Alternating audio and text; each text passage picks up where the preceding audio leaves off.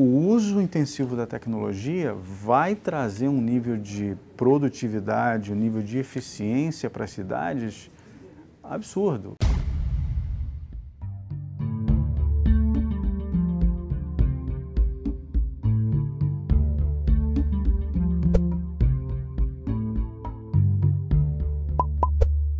O Canal 1 Brasil recebe Rodrigo Ked, que é gerente-geral da IBM América do Norte. Vamos falar sobre tecnologia, inteligência artificial, muita coisa que a gente conversa praticamente diariamente hoje em dia, né, Rodrigo? Mas pouca gente consegue entender que efeitos que isso vai trazer para a economia, para a sociedade, para a vida da gente em geral, e principalmente para os negócios. Obrigada pelo convite. Prazer. Eu já começo perguntando, colocando o Brasil nessa conversa. Como é que você vê o Brasil diante de todo o avanço e o desenvolvimento que tem acontecido nas economias emergentes e nas desenvolvidas também com a tecnologia?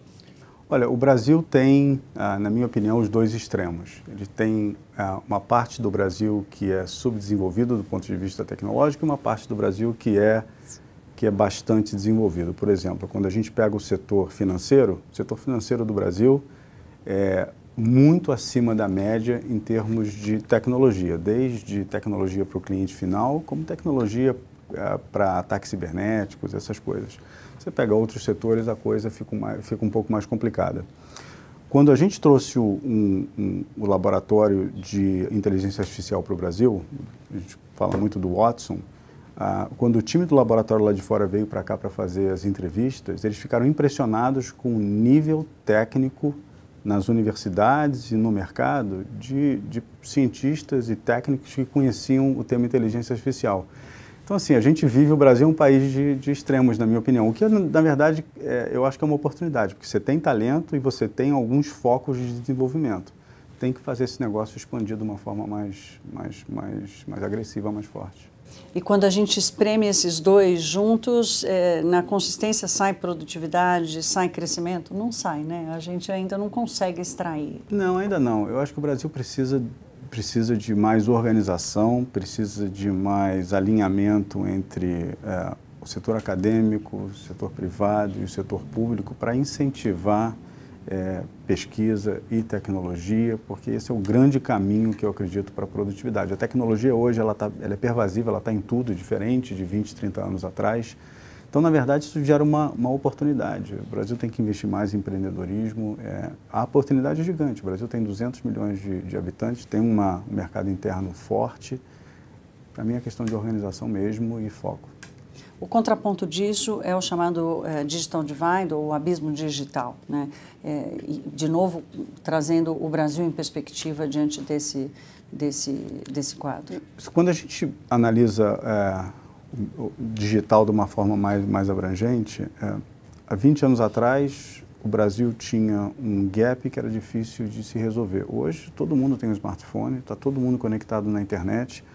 O smartphone hoje ele dá acesso a banco, ele dá acesso a compra, ele dá acesso à opinião, ele dá acesso ao trânsito.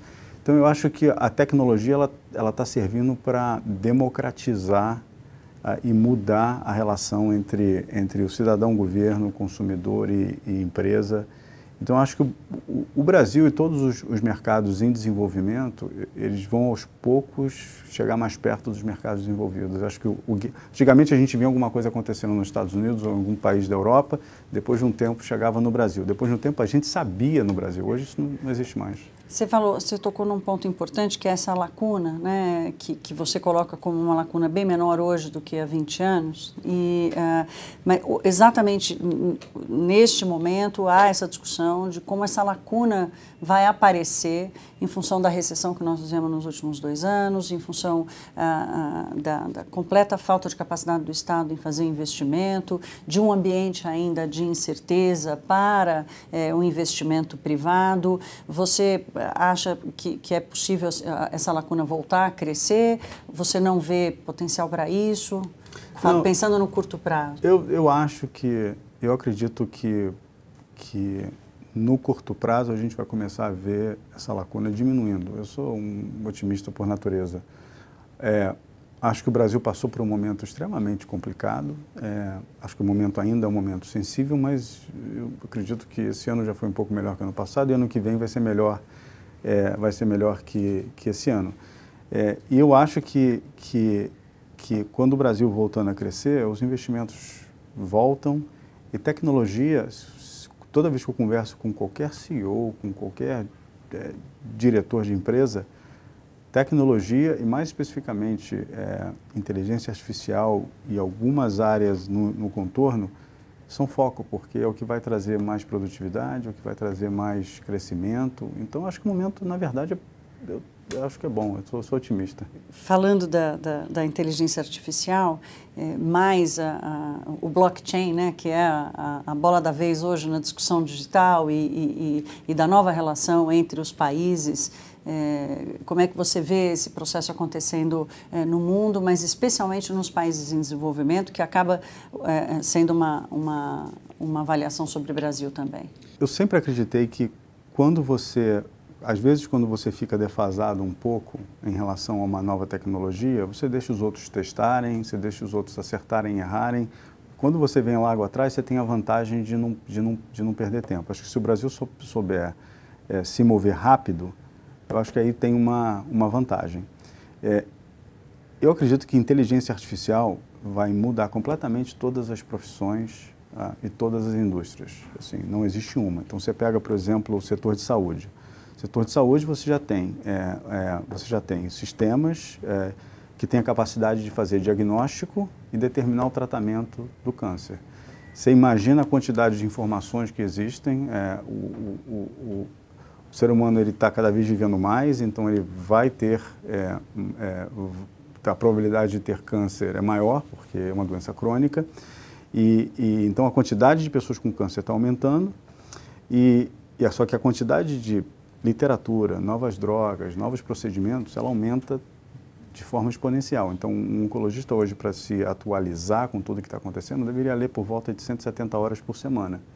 Então, não tem solução para isso que não seja o uso intensivo de inteligência artificial. E tem uma série de outras aplicações em diversas indústrias. Eu acho que isso vai mudar muita coisa. E eu acredito que o que vem logo atrás de inteligência artificial é blockchain. E as duas coisas elas vão andar em paralelo. Para muita gente, blockchain ainda é um assunto meio esotérico, porque as pessoas têm uma dificuldade de entender. Dá a sensação de que é uma coisa que vai ser fechada e limitada para poucos. E aí todo mundo começa a falar, porque agora está todo mundo falando de Bitcoin, com tudo que está acontecendo em Bitcoin. Bitcoin é uma aplicação da tecnologia de blockchain. Eu acho que blockchain, ela vai... Eu sempre dou o exemplo, outro dia eu estava dando um exemplo para alguém que não entendia nada de tecnologia, de um cartório. O que serve um cartório? Um cartório serve para ser o depositário dos documentos que garantem e certificam a existência de alguma coisa, das negócios, dos negócios e tudo. Você imagina se isso tudo sendo digital. Hoje, quando você vai vender um produto para outro país, o caminho que você faz é um caminho extremamente improdutivo, porque você tem que ter banco, carta de crédito, agente exportador, governo, você vai do outro lado a mesma coisa. Por que existem, as duas pontas têm todo esse processo enorme? Eles têm porque você não confia, porque você não é que você não confia, mas você não conhece, então se você não conhece... A ponte é muito longa, você vê pequeno. Então né? Você vai vender para alguém e você fala assim, bom, você quer comprar, eu te vendo, mas eu não tenho certeza quem é você. Por mais esotérico que pareça, o blockchain resolve tudo isso. Então ele traz um nível eu diria que é a tecnologia da confiança e vai resolver e vai simplificar essa cadeia. Na hora que isso simplificar a cadeia, ele abre um mercado gigantesco. Meio que a coisa do Uber, né? E o táxi. Você tinha o táxi, você tinha que chamar, você tinha que ir para na rua. Na hora que você passou a controlar, ele otimizou. Os Ubers eles não ficam utilizados 2 horas do dia, eles ficam utilizados 90% do dia. Então, você imagina a hora que o sistema todo tiver confiança, porque existe uma tecnologia por trás que garante isso, e, de novo, eu cito que é esotérico, porque quem não conhece tecnologia tem uma certa dificuldade para entender, como acho que talvez há 20, 30 anos atrás tinha dificuldade de entender internet. Claro. Mas o que vai acontecer é que isso vai dar acesso a pequenas e médias empresas, de participar do mercado mundial, e hoje eles ou não participam ou participam através de grandes players e grandes exportadores. Então, acho que isso vai mudar completamente a dinâmica do mercado, do comércio mundial. O comércio mundial é o tema de hoje, enfim, com a ascensão das políticas de protecionismo, quer dizer, uma certa sinalização por parte de muitos países de enxergar a Organização Mundial do Comércio com menos influência, com menos poder de influenciar o comércio internacional.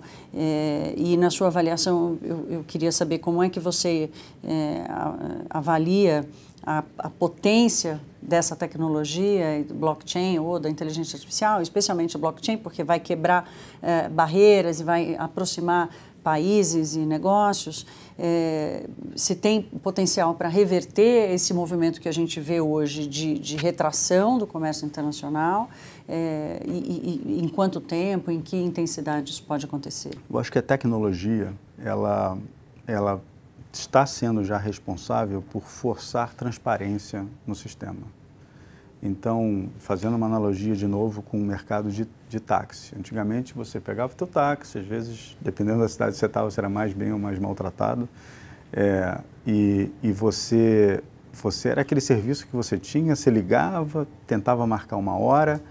Na hora que a tecnologia entrou para mudar completamente a indústria, em que você chama o táxi pelo telefone, você consegue dar uma nota para o motorista, você sabe quanto tempo ele vai chegar, ele te manda a placa e o carro e a cara do motorista. Isso mudou completamente, então o taxista passou a ter que se adequar. Os táxis continuam aí, mas eles passaram a ter que se adequar ao serviço. Então eu acho que a tecnologia ela vai forçar uma adequação. Eu acho que daqui a alguns anos a gente vai estar falando de uma forma diferente. Essas barreiras protecionistas, o acesso à informação vai permitir, se alguém tinha uma barreira de proteção em relação a um produto em algum país, países vão ter a opção de comprar de outros, de pequenas e médias empresas. Então, eu acho que isso vai mudar completamente. A tecnologia ela vai definitivamente mudar o cenário de comércio mundial, porque ela vai trazer pequenas e médias empresas e vai trazer uma transparência. Eu acho que os governos sempre vão tentar proteger, estimular a própria economia, mas acho que ninguém vai conseguir controlar isso. Daqui a algum tempo, ninguém vai conseguir controlar isso demais. Você que está inserido num contexto internacional, que está fora do Brasil, como é que está esse debate? Quer dizer, você tem grandes potências querendo se fechar, outras grandes potências querendo derrubar completamente as barreiras. Como é que está essa discussão lá fora? Quer dizer, independentemente do que nós, os emergentes que estão acabando de chegar na festa e vamos aproveitar pouco no curto prazo, como é que está esse debate lá fora? Olha, eu acho que dependendo do governo que esteja, o debate fica mais acalorado ou menos em certos países.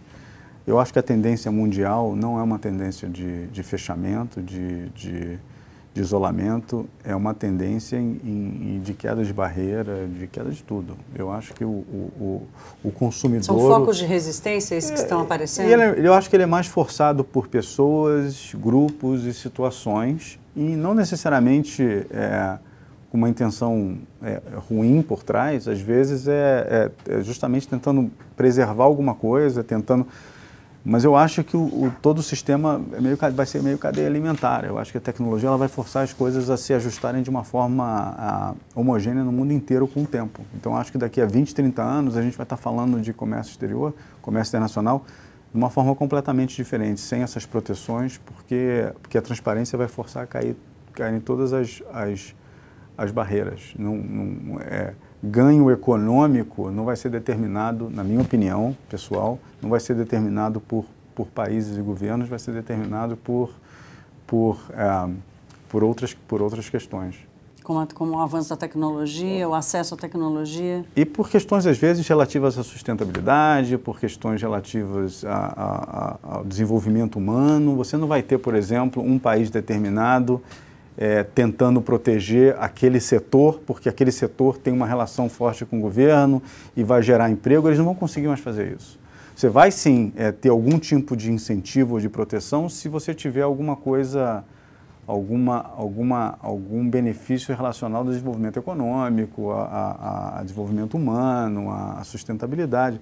Eu acho que essa dinâmica vai mudar completamente, porque vai ter todo mundo opção. É a mesma coisa a opção do taxista aqui. Hoje você tem a mesma coisa o aplicativo de música. Hoje antigamente você tinha que esperar a música. Lembra que a gente levava 3 meses para chegar uma música no Brasil? E às vezes, lembra que você, para escutar uma música, você tinha que esperar ela passar na rádio e gravar, né? Na tua fita. Depois você passou a ter o CD, aí você carregava o CD. Hoje você não faz mais nada, você ouve a música a hora que você quiser. Você imagina como é que muda isso, essa dinâmica. Então, a tecnologia, ela faz realmente com que caiam todas as barreiras e os limites. Eu acho que vai ser bem diferente. Pelo que você está dizendo, eu estou enxergando uma visão sua em que os países emergentes têm um upside aí de se aproximar das grandes potências, não só pelo valor da riqueza, ou mesmo pelo PIB per capita, ou mesmo pela renda média das pessoas, mas por outros valores e indicadores? Eu acho que quando você é grande, então os países desenvolvidos eles têm muita força para conseguir botar os seus produtos e seus serviços no mercado. A tecnologia, ela dá transparência e visibilidade a todo mundo. Então, essa é a primeira coisa. A segunda coisa é, da hora que a tecnologia estiver gerando um nível de confiança através do uso da própria tecnologia de blockchain, você vai ter players, empresas nos mercados emergentes que vão passar a ter acesso que não estão tendo hoje. E o mercado vai consumir. Então, hoje, na hora que você tem uma empresa na África, uma empresa no leste europeu que quer comprar um produto, é muito mais fácil você comprar esse produto de um país grande que você sabe a procedência, você tem certeza da origem. Daqui a um tempo, você vai ter certeza da origem, você vai ter toda a tranquilidade para comprar de qualquer lugar. Então, a competição vai ser muito maior. Empreendedorismo você falou um pouco antes da questão do empreendedorismo, que ganha aí um espaço relevante de desenvolvimento. Esse desenvolvimento está totalmente ligado à absorção de tecnologia? Completamente. Eu brinco hoje, eu sempre falei, eu falei isso semana passada, falei, hoje duas pessoas sentadas para não falar Starbucks, a gente fala no Café Suplicy, elas têm acesso às mesmas ferramentas e à mesma capacidade computacional que qualquer empresa da Fortune 100. Então, o empreendedorismo hoje ele é possível de uma forma muito mais simples do que era 20, 30 anos atrás, porque você consegue ter acesso a tudo. Então, essa é uma oportunidade de ouro para o Brasil, porque o Brasil tem gente criativa, o Brasil tem poucas boas escolas, tem poucas boas universidades, mas essas poucas boas, elas são muito boas, elas têm um nível internacional. Então, o incentivo ao empreendedorismo no Brasil pode fazer uma grande diferença no curto prazo. E o empreendedorismo tem sido uma saída, inclusive, para a questão do emprego. Claro, porque hoje todo mundo tem a mesma forma que a pessoa que está desempregada consegue se tornar um motorista do Uber e consegue começar a tirar um dinheiro para sobreviver. Você consegue duas pessoas sentar numa sala, desenvolver um produto, botar numa loja virtual dessas que a pessoa consegue fazer na loja e começa a ganhar dinheiro. Eu conheço gente que vive disso e nem trabalhava com tecnologia no passado. Teve uma ideia e falou, vou desenvolver esse aplicativo. Juntaram os amigos, desenvolveram o aplicativo, botaram na loja, as pessoas começam a fazer download, hoje já tem uma empresa. Então, acho que a vida do empreendedor podia ser um pouco mais fácil aqui no Brasil. Então, se tiver o incentivo certo e a simplificação da vida do empreendedor... Muito investimento. Eu acho que precisa de